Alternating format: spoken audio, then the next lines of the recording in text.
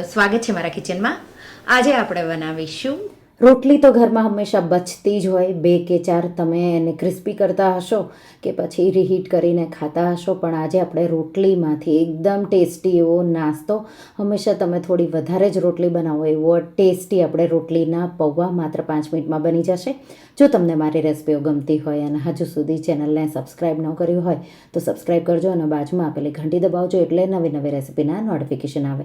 તો એના માટે મેં 4 આ રીતે રોટલી લીધી, એને આ રીતે રોલ કરી. તમે ખમણી પણ શકો છો, પણ ખમણશો તો વધારે ઝીણું થશે, એટલે આ રીતે હું રોટલીના ટુકડા, તો આપણે મિક્સર જાર લઈ અને રોટલીને આ રીતે ચોળી મોટા મોટા ટુકડા કરી લઈશું અને પલ્સ કરી 2 થી 3 વાર તમારે એને વાટવાનું છે. તો માત્ર 2 થી 3 વાર તમે પલ્સ કરશો એટલે આવો ચૂરો, તો થોડા મોટા ટુકડા થોડા નાના ટુકડા એવા થઈ જશે. બહુ મોટા હોય તો તમારે આ રીતે એને ચોળી અને નાના કરી લેવાના. તો આ રીતે આ રોટલીનું આપણે ટુકડા કે ચૂરો તૈયાર કરી લીધો. હવે આપણે એને માત્ર 5 મિનિટમાં વઘારી લઈશું. એના માટે એક પેન લેશું, એમાં 1 ટેબલ સ્પૂનથી થોડું ઉપર તેલ ગરમ કરીશું. તેલ ગરમ થઈ જાય એટલે આપણે 1 મુઠ્ઠી જેટલા શીંગના દાણા લઈ ક્રિસ્પી થાય ત્યાં સુધી આપણે એને સાતળી લઈશું. તો આ રીતે ઉપર તમે જ્યારે એને છાંટશો તો ક્રન્ચી એવા શીંગદાણા આવશે તો બહુ સારું એવું લાગશે. તો તમને જો શીંગના દાણા ભાવતા હોય તો વધારે લેવાના, નહીંતર ઓછા લ્યો કે ન લ્યો તો પણ ચાલે. તો આ રીતે ક્રિસ્પી શીંગના દાણા કરી એક પ્લેટમાં કાઢી લઈશું. હવે એમાં આપણે 2 ટીસ્પૂન રાઈને થોડી ફૂટવા દઈશું. રાઈ જેવી ફૂટવા લાગે એટલે અડધી ટીસ્પૂન જેટલી હિંગ ઉમેરી દઈશું. સાથે આપણે એમાં થોડું જીરું 1 ટીસ્પૂન જેટલું અને મીઠા લીમડાના પાન, થોડા લીલા મરચાંના ટુકડા, તો 2 થી 3 લીલા મરચાંના ટુકડા, 1 નાની ડુંગળી ઝીણી કટ કરેલી. ડુંગળી ન ખાતા હોય તો અહીંયા તમારે કોબી ઉમેરવાની છે. 1 ટીસ્પૂન હળદર ઉમેરી એકદમ સારી રીતે મિક્સ કરી દઈશું અને ડુંગળીને 2 થી 3 મિનિટ જેવું આપણે સાતળી લઈશું. ડુંગળી સારી રીતે સતળાઈ જાય એટલે હું આ એકદમ શાકભાજીથી ભરપૂર એવા રોટલીના પૌવા બનાવી રહી છું.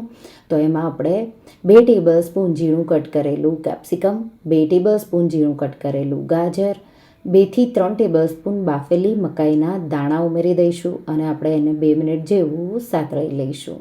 તો 2 મિનિટ જેવું થઈ ગયું, એકદમ સારી રીતે સતળાઈ ગયું. હવે થોડો કલર સારો આવે એટલા માટે અડધી ટીસ્પૂન જેટલું કશ્મીરી લાલ મરચું ઉમેરીશું. તો લીલું મરચું આપણે તીખાશ માટે ઉમેર્યું છે એટલે બહુ વધારે નથી ઉમેરવાનું. અને 4 રોટલીનો ચૂરો, તો તમારે જ્યારે ડુંગળી સતળાય ત્યારે પણ તમે સાઈડમાં આ રીતે ચૂરો કરી શકો છો. મેં અલગથી તમને બતાવ્યું છે એટલે એકદમ જલ્દીથી આ રેસિપી બની જશે. એકદમ સારી રીતે મિક્સ કરી દઈશું બધા જ આ રીતે શાકભાજી સાથે રોટલીના ચૂરાને. અને હવે સ્લો ફ્લેમ પર 1 થી 2 મિનિટ માટે આપણે એને થવા દેવાનું છે. તો આ રીતે રોટલીનો ચૂરો છે એ એકદમ સારી રીતે શાકભાજી સાથે મિક્સ થઈ જાય ત્યાં સુધી આપણે એને થવા દઈશું. તો આ રીતે એકદમ સારી રીતે થઈ ગયું. હવે 1 ટીસ્પૂનથી થોડું ઉપર મીઠું, તો રોટલીમાં મીઠું ઉમેરતા હોય તો ધ્યાન રાખીને ઉમેરવાનું. 2 ટીસ્પૂન જેટલો ગોળ અને અડધા લીંબુનો રસ. જો રોટલી તમારી બહુ ડ્રાય હોય 1 થી 2 ચમચી જેટલું તમારે પાણી છાંટવાનું. તો અહીંયા ગળપણ અને ખટાશ સારા એવા પ્રમાણમાં, મીઠું પણ સ્વાદ પ્રમાણે ઉમેરી દેવાનું, તો બહુ સારો એવો ટેસ્ટ આવશે. તો એકદમ સારી રીતે મિક્સ કરીશું. મને રોટલીમાં જરૂર નથી પાણી ઉમેરવાની તો હું નથી ઉમેરી રહી.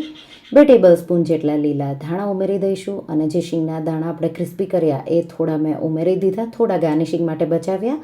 મિક્સ કરી દઈશું અને ચટપટા ટેસ્ટી ચટાકેદાર એવા વેજીટેબલ રોટીના પોહા, રોટલીના પૌવા. લાસ્ટમાં 1 ચપટી જેટલો તમારે ગરમ મસાલો ઉમેરવો હોય તો ઉમેરી દેવાનો અને તૈયાર છે. તો રોટલી જો સાંજે બચી ગઈ હોય તો તમે સવારે બનાવી શકો અને બપોરે બચી ગયું હોય તો 4-5 વાગે ચા સાથે પણ તમે ઝટપટ આ પૌવા બનાવીને સર્વ કરી શકો છો. બાળકોની નાની નાની ભૂખ માટે બચેલી રોટલીનો આ એકદમ હેલ્ધી ટેસ્ટી એવો નાસ્તો તમે એકવાર જરૂરથી બનાવજો. તમે પૌવાની જેમ દાડમના દાણા, થોડી ડુંગળી અને સેવથી પણ ગાર્નિશ કરી શકો છો, પણ મેં સિમ્પલ એવા વધેલી રોટલીના પૌવા બનાવ્યા છે, એટલે બધું મેં કંઈ એવું ઉમેર્યું નથી, પણ બહુ ટેસ્ટી એવા લાગે છે. એકવાર જો તમે રોટલી બચી ગઈ હોય અને પૌવા ક્યારેય ટ્રાય ન કર્યા હોય તો રેસીપી એકવાર ટ્રાય કરજો, તમને ખૂબ જ ભાવશે. તમને આ રેસીપી કેવી લાગી મને કમેન્ટમાં જરૂરથી જણાવજો, અને જો તમને આ રેસીપી ગમી હોય તો વિડીયોને લાઇક કરજો, શેર કરજો અને મારા ચેનલને સબસ્ક્રાઈબ કરજો, અને આવી જ નવી રેસીપીઓ માટે તમે બેલ આઇકન બટનને પ્રેસ કરજો. Thank you for watching.